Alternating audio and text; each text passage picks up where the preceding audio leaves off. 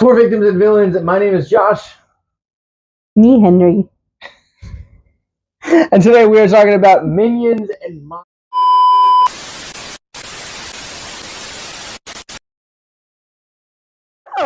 Minyona po ka banana. Tulalo monstero papoy. Chaos bido.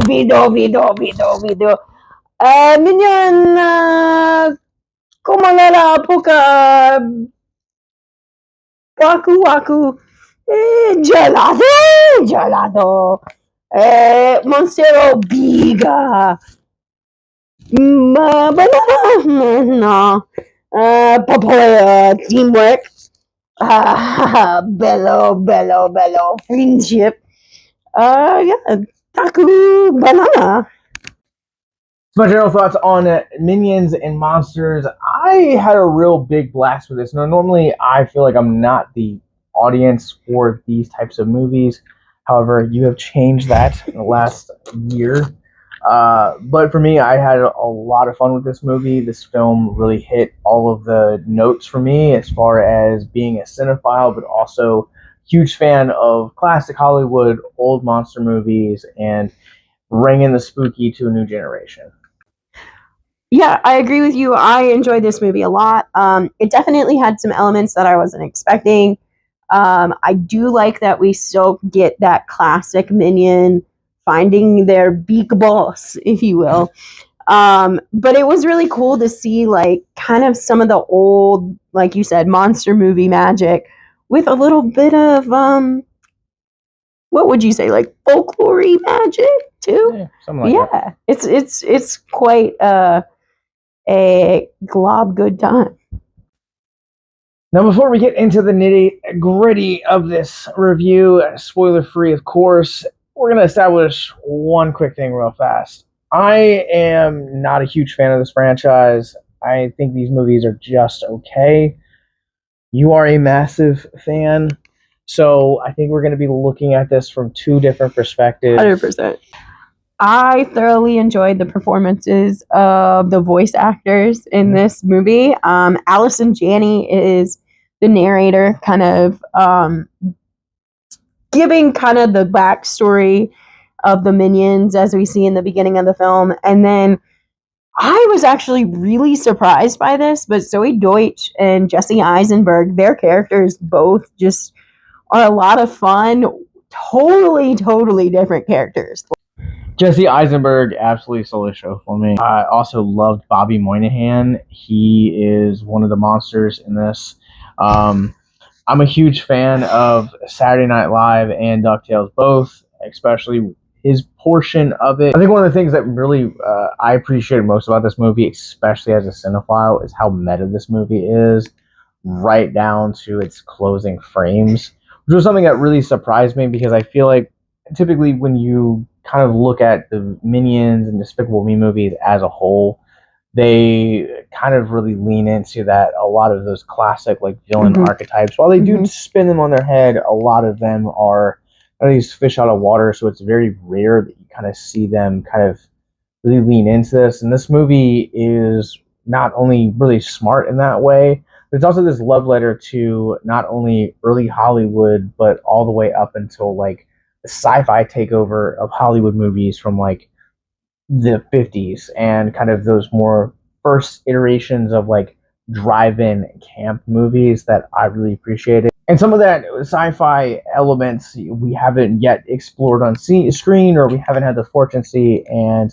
a lot of those like monster movies is kind of the big driving force that our visionary director Henry wants to do with this story of the Minions kind of being pitted against or alongside of monsters.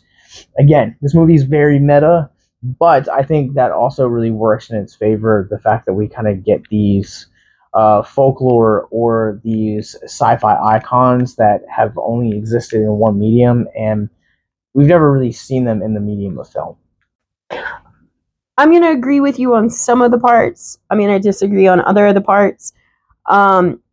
Irene, big, gelatinous, lovely, leading lady, is very reminiscent of early Hollywood's The Blob. But on the flip side, yes, you are correct. There are monsters that have not necessarily gotten their day in film, and my favorite character was actually Goomy, the Cthulhu. I was actually very surprised at how the storyline, how Illumination presented the story of the Cthulhu as far as it's being retold in the Minions. I thought it was really cool, really unique twist, and I thought it was,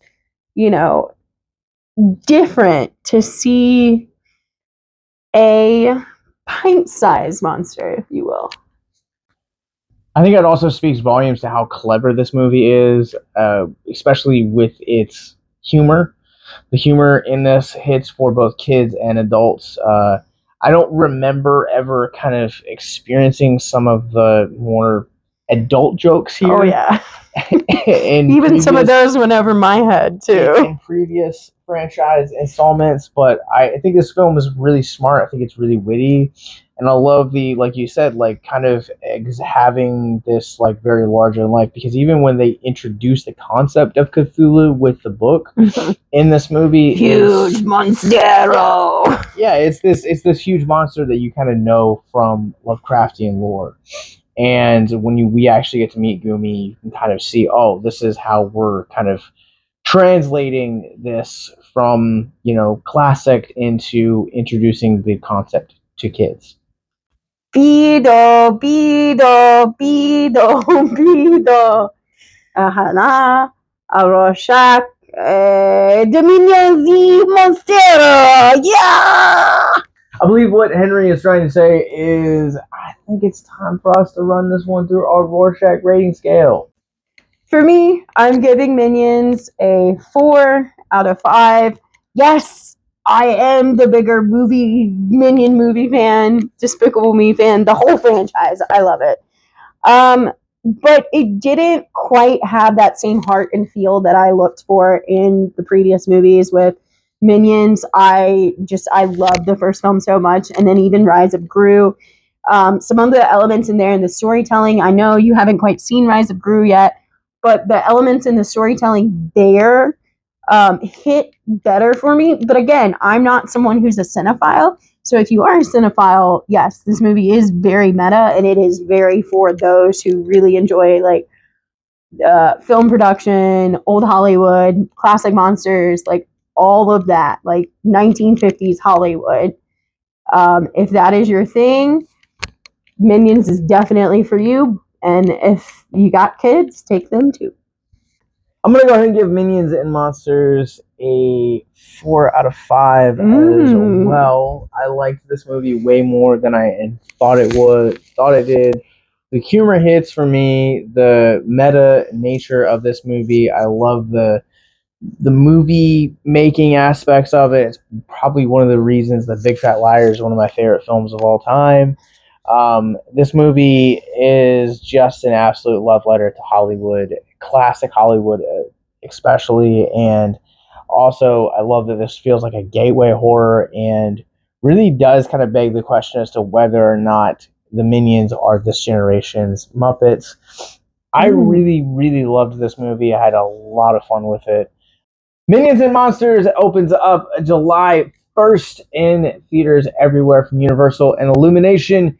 In the show notes below, you guys will find links to check out where it's playing in your local city, as well as mental health resource library, our social media, more podcasts, and movie reviews like this, and the subscribe button. So until next time, remember to stay classy, grab a banana, because we always need banana.